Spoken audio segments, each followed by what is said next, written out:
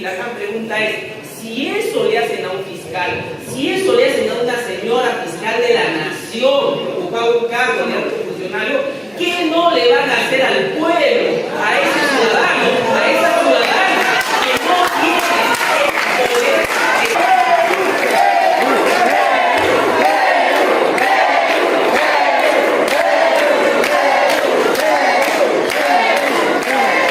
La palabra de José Domingo Pérez.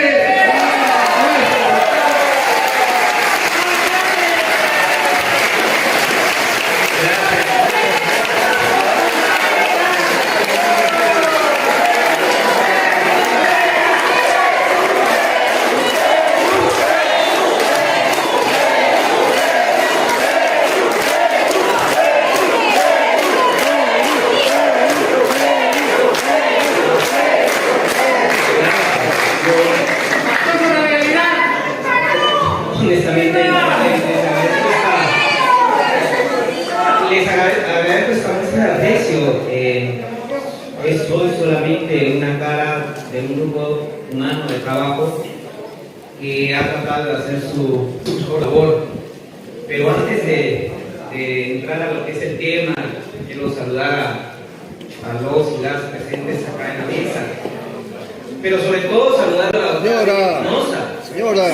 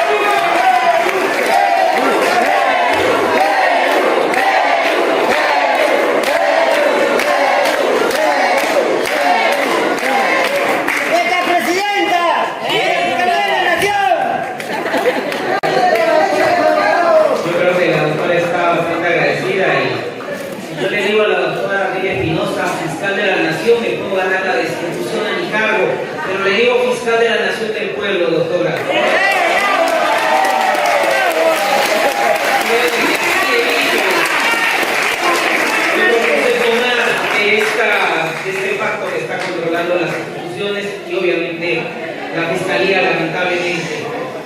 Bueno, como parte de la actividad tengo que hablar acerca del tema que me ha involucrado durante varios años de mi vida, que es la corrupción. Y miren ustedes, la corrupción es bastante difícil de poder definirla, pero hay distintos conceptos que se han llegado a un entendimiento para poder comprender que es el mal uso del poder o el abuso del poder para beneficio de unos cuantos o de una élite, pero en perjuicio de todos y todas, del bien común, del bienestar general. Es por eso que cuando yo le escucho a la doctora Sandra Castro hablar de las leyes pro-crime, queda claro que las leyes pro-crime no se han dado para favorecer a la población en general, sino simplemente beneficiarse unos cuantos, esos que precisamente estaban siendo procesados cuando la doctora Delia Espinosa era fiscal de la nación y en los equipos especiales estaban cumpliendo su labor. Lamentablemente en el Congreso de la República se dieron estas leyes para favorecerse y la consecuencia es lo que estamos viendo en la calle, una inseguridad ciudadana que nos termina matando y que termina asustándonos y no podemos realizar las actividades cotidianas. Es por eso que yo creo que el objetivo de quienes lamentablemente están conduciendo el Estado para satisfacer sus fines ha sido controlar las instituciones del sistema de justicia. Lamentablemente ya lo tienen a la Fiscalía y con ello están tratando de que los pocos fiscales que tratamos de tener cierta independencia y autonomía en nuestra labor demos un paso al costado. Ya pasó con la doctora que por un tuit de hacer el ejercicio de un derecho constitucional a la crítica de una resolución judicial, como fue el caso del juzgamiento del profesor Pedro Castillo, es decir, este juicio oral no fue ni regular ni justo, se me haya suspendido durante 6 meses del ejercicio de mi cargo. Una situación que es bastante arbitraria, abusiva de lo que está pasando. Y la gran pregunta es, si eso le hacen a un fiscal, si eso le hacen a una señora fiscal de la nación que ocupaba un cargo de alto funcionario, ¿qué no le van a hacer al pueblo, a ese ciudadano, a esa ciudadana que no tiene el poder que tiene que necesitar lograr las instituciones, lamentablemente ahora? Es por eso que miren ustedes, qué importante que ahora, en esta era de las comunicaciones, en donde todos, o la gran mayoría, tienen este equipo y comparte información, también podamos combatir la desinformación, porque la desinformación lamentablemente nos está ahogando y está creando realidades que son alucinantes. La señora Delia Espinosa, como fiscal de la Nación, procuró hacer su mejor labor dentro de la institución, pero tenía un poder ejecutivo que lamentablemente, cotidianamente, da un mensaje errado en relación a la lucha que estaba haciendo la Fiscalía frente al crimen. La consecuencia, ¿cuál era? Sacarla a la fiscal de la Nación de su puesto. ¿Y a quién han puesto? A un fiscal de la Nación interino.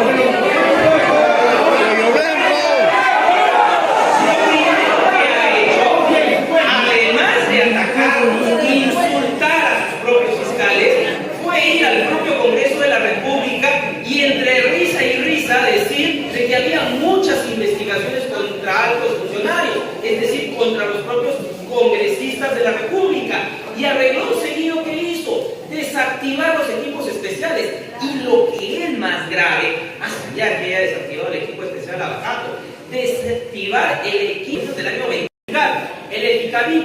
¿Desde cuándo se creó? Desde el año 2023 y hasta la fecha estaba haciendo su labor, pero lamentablemente la acción del señor fiscal de la Nación lo que ha hecho es frustrar la justicia, como dice Claudia Cisnero. Eso es impunidad, lamentablemente. Levanta. Es por eso que yo les invoco a que se puedan informar y combatir la desinformación.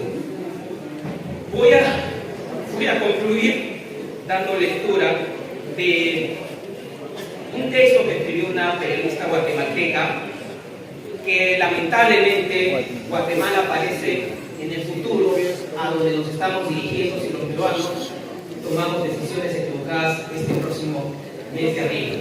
Ella tuvo que salir de su país. Y ella escribió este siguiente texto que quiero compartir con ustedes. Dice: cuando en una sociedad triunfan los sinvergüenzas, cuando se admira el abusivo, cuando los principios terminan y solo el oportunismo prevalece, cuando el insolente manda y el pueblo lo tolera, cuando todo se corrompe pero la mayoría calla porque su tajada espera, cuando tanto cuanto se reúne, quizás es tiempo de refugiarse, quizás es tiempo de suspender la lucha, quizás es tiempo de dejar de ser chicote, quizás es tiempo de revisar actitudes, es tiempo de revaluar a quienes nos rodean y es tiempo de regresar a nosotros. Esperemos que el destino no haga que quienes tuvimos que dar un paso para luchar contra la gran corrupción y la criminalidad organizada en nuestro país nos permita un mejor lugar para poder vivir en nuestra patria. Gracias.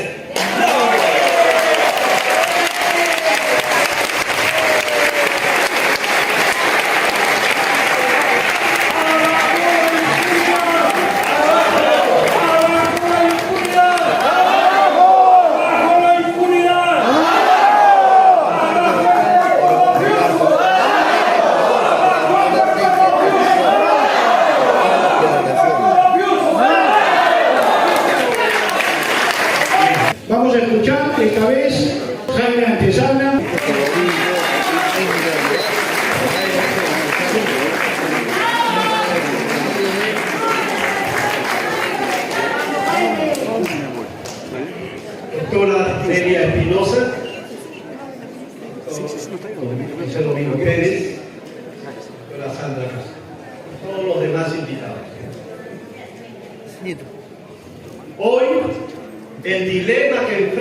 país es la patria o los criminales, la nación o los delincuentes. Ese es el dilema que enfrentamos. No es derecha, izquierda ni centro, es la defensa de la patria, de la nación inconclusa y destrozada por las masacres de Huamanga y Juliaca. Pero ¿cómo hemos llegado a esta situación? Hemos llegado a esta situación por la entronización, es decir, el ascenso al poder de las economías del crimen organizado. No era la primera vez que estaba en riesgo que ellos logren esto. En 2011, el fujimorismo representó la posibilidad de un Estado como el que estamos viviendo. Una narcodictadura o una dictadura parlamentaria como estamos viviendo hoy. En 2016 también ocurrió lo mismo. Esto no es nuevo. Ellos querían llegar por la vía electoral, es decir, por la vía de la voluntad popular. Nos opusimos, recuerdo, con Claudia Cisneros y el colectivo Keiko no va, y las grandes movilizaciones días antes de la segunda vuelta, cuando logramos poner narcoestado no, Keiko no va. Verónica Mendoza, Pepe Cante, ambos de los extremos del espectro político, dijeron no al narcoestado. Porque, señores, el riesgo estaba allí. ¿Y cómo es que llegamos a este riesgo? Es que este riesgo tiene una larga historia. Desde mayo del 80, cuando Moscaloca financió la campaña de Acción Popular, cuando Carlos Lambert financió la campaña del APRA, ya teníamos al narcotráfico en la alta política y obviamente la corrupción. La corrupción y el narcotráfico vienen desde muy larga data. La corrupción viene de la colonia y ha proseguido con grandes intensidades a lo largo de la República. Hay que leer a Alonso Quirós para conocer la historia de la corrupción en el Perú. Y el narcotráfico surge en la década del 30, del siglo XX. Es decir, estamos cercanos al centenario del narcotráfico. Esas son las dos matrices del crimen organizado. Y es por eso que en mayo del 80, en la transición democrática, ahí descubrimos que el narcotráfico siempre estaba en la alta política. Tuvieron congresistas, tuvieron ministros a su servicio, tuvieron operadores a lo largo de ese periodo. Pero llegamos a los 90. ¿Qué fue en los 90? Un tipo de narcoestado corrupto, por supuesto, violador de derechos humanos, ¿no? Que se ensañó con las mujeres al hacerles este asunto de la infertilización o la esterilización forzada. Ese es el régimen que se instaló. $1 millón, dijo el hermano de Pablo Escobar, que dio para la primera vuelta de Fujimori. Luego viene el escándalo de Vaticano y el cobro por el uso de las pistas de aterrizaje, de $50.000 a $100.000 de pago mensual. Luego vino el narcoavión presidencial, luego vino los narcobuques, luego vino el contrabando de los fusiles jordanos a la FARC colombiana, todo comprado con plata de la droga. Era corrupción y narcotráfico. Era un tipo de narcoestado el que se armó en ese periodo. No solo fue dictadura, no solo fue violación de derechos humanos, no solo fue esterilizaciones forzadas, no solo fue muchas otras cosas más. Fue un tipo de narcoestado porque el segundo hombre de ese gobierno era el operador del cártel de Medellín. Entiéndanlo. Si no metemos la variable del narcotráfico, no vamos a entender lo que está pasando hoy. Y luego, cuando cae el fujimorismo en el año 2000, luego del video Curi Montesinos, el narcotráfico se readecuó. Y de ahí tuvimos en el 2001-2006 a un presidente que frente a 2 toneladas de cocaína en la bahía del Callao dijo: aborten esa operación, carajo. Y no se logró incautar importar 2 toneladas de un grupo pesquero muy importante que luego pasará a la agroexportación y ahora obviamente está en la minería. Entonces son los negocios que se van encontrando, que se van entrelazando. Pero luego tuvimos García. ¿Y García qué hizo? Los narcoindultos, las narcoconmutaciones de pena. Más de 3.400 narcos fueron conmutados sus penas. Otros 72 fueron indultados, todo con coimas, todo con coimas. Ese fue el vínculo del segundo gobierno de García con el narcotráfico, marcados evidentemente por la corrupción, por el cohecho, por la asociación ilícita para delinquir. Y esto prosiguió en el gobierno de Ollanta Humala. Nos borraron de un plumazo entre el 2012 al 2016 de 62.000 hectáreas de coca que tenía el país a 43.000. 19.500 a casi 20.000 hectáreas de coca se hizo polvo, desapareció. ¿Por qué? Porque metieron el problema debajo de la alfombra. Nos hicieron creer que el problema estaba ahí. Pero no, señores, porque la Casa Blanca de los Estados Unidos, el mismo año 2016, dice que en Perú hay más de 55.000 hectáreas. Y llegamos al año 2022-23, que dice hay 88.000 hectáreas. Y finalmente el Estado, a través de Debida, reconoce que había 95.000 hectáreas. ¿Cuánto producimos en cocaína? 960 toneladas aproximadamente. Eso es lo que se suma ahora la minería ilegal. La minería ilegal, que antes era artesanal, que antes era pequeña minería, ahora es ilegal. Uso de maquinarias, de dragas, alto nivel de uso de mercurio, de explosivos, destruyendo ecosistemas, destruyendo la vida, etcétera, matando a gente, masacrando gente como en Patás o como Ático en Arequipa, ¿no? La minería ilegal avanza a lo largo de este siglo, y se suma al narcotráfico en la Amazonía. No hay región amazónica donde no hay minería ilegal y narcotráfico. No hay. Entonces, puestos en cifras, hoy tenemos lo siguiente. ¿Cuál es el poder más importante del mundo criminal? Muchos dicen la minería ilegal, obviamente, porque ha subido a 12.000 millones de dólares. Esa es la cifra del Instituto Federal de Economía. Pero el narcotráfico, según la inteligencia financiera, la unidad de inteligencia financiera es 4.742 millones de dólares. La corrupción, según la Contraloría General de la República, cifra congelada el año 2023, son un poco más de 24.000 millones de dólares. Pero ¿cuál es la economía criminal más antigua? El narcotráfico.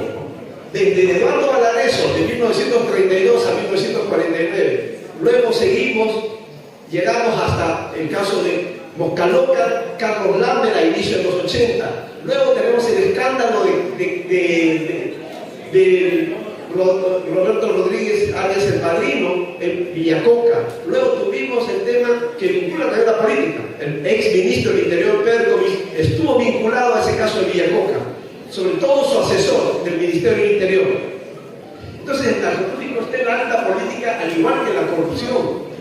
Y ahora se ha sumado a este escenario todo lo que es la minería ilegal, la extorsión, ¿no? La trata de personas, el tráfico de madera, el tráfico de armas, en fin, todas las economías criminales.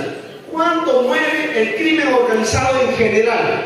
Según el cuadro que he hecho, el último que lo presenté al grupo técnico del Acuerdo Nacional, es de 28.000 millones de dólares, alrededor de 101.000 millones de soles. Es eso lo que mueve el oro ilegal, el narcotráfico, la corrupción, la extorsión, el sicariato, y ese es el poder con el que hoy nos enfrentamos. Estos no surgieron por generación espontánea, no surgieron de pronto, no, señores, es un largo proceso histórico del crimen organizado. Pero ¿quién estuvo antes en el poder? ¿Quién formó el grupo criminal más influyente de la economía y la política, el narcotráfico, porque logró convertirse en narcoburguesía, logró tener congresistas. Yo di la primera lista del año 2013 de 8 congresistas con nombre y apellido. El año 2016 di la relación de 21 narcocongresistas elegidos, cuando la minería ilegal empezaba también a tener su representación propia en el Congreso. Y ahora, ¿cómo es la vaina? La vaina es la siguiente: hacen una ley, por ejemplo, la modificación del decreto legislativo de extinción de dominio, y todos los congresistas que aprueban esa modificación, que finalmente le quita toda la fuerza al Estado peruano, todos ellos reciben sus bolsas cash de los narcos beneficiarios, de los contrabandistas beneficiarios, de los mineros ilegales y de los corruptos. Así está funcionando el Congreso. Por eso ya no podemos encontrar otro camino.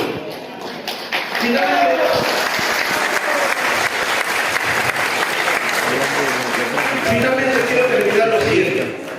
Necesitamos unirnos todos. Creo que con la doctora Elena Espinosa, con el doctor José Domingo Pérez y con la doctora Sandra tenemos las figuras emblemáticas de la resistencia de la decencia en el país.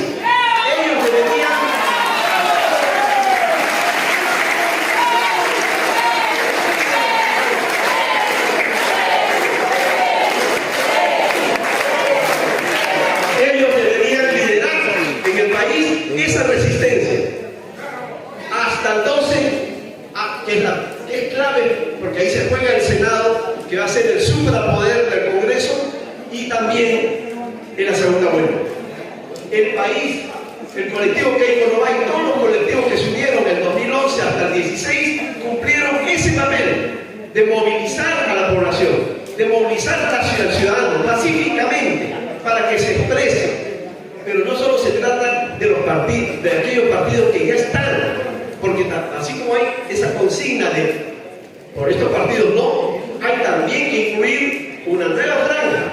Por estos tampoco. Progresemos es un narcopartido. El partido de Perú Moderno también lleva a un operador muy importante del acuñismo como candidato presidencial. De esa manera lo compra, y así vamos viendo cada uno de los partidos cómo se van integrando entre los nuevos. No es cierto que los nuevos, todos los nuevos significan los nuevos, los renovados, la anticorrupción, antimafia. No, señores.